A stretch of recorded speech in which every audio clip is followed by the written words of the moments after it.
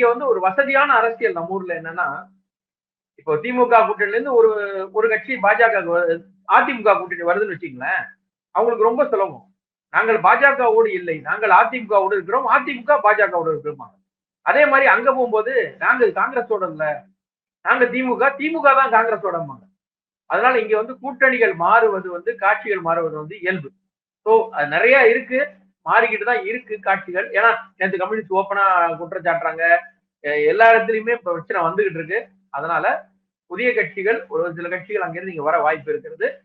அதற்கு மறுக்கவே முடியாது. ஏன்னா அதிமுக எல்லா கதவும் திறந்து வைத்துள்ளது. அவங்க வந்து யாரையும் வாங்க வேண்டாம்னு சொல்ல, நீங்க கூடாதுன்னு யாரையுமே சொல்ல. ஒன்னே ஒண்ணுதான், திமுக அதிமுக பொறுத்த மட்டும் அவர்களுக்கான அந்த நம்பர்ஸ் அதை அவங்க மெயின்டைன் பண்ணுவாங்க. வந்தா எங்களுக்கு எவ்வளவு மினிமம் நிக்கணும், ஏன்னா மைனாரிட்டியா போயிடக்கூடாது, ஆட்சி வந்து ரொம்ப கம்மியாயிட்டா 2006 மாதிரி ஆயிரும், அதனால வேண்டாம் அப்படின்னு சொல்லி நினைப்பாங்க. மற்றபடி எந்த கட்சிகளும் வரலாம். இங்க கூட்டணி என்பது இயல்பு. அவர் சொல்லியிருக்கிறது வந்து ரொம்ப நாளா பேச்சுவார்த்தை நடந்துட்டு இருக்கிற மாதிரி தான் தெரியுது. அவர் சொல்லும்போது கண்டிப்பாக வரும். அதற்கு வந்து மக்கள் ஏற்றுக்கொள்வார்கள். ஏன்னா இங்க இருக்கிற அரசியல் களம் அது போல செஞ்சு கொடுத்திருக்கு. அது விரைவில் நடக்கும் நம்புறோம்.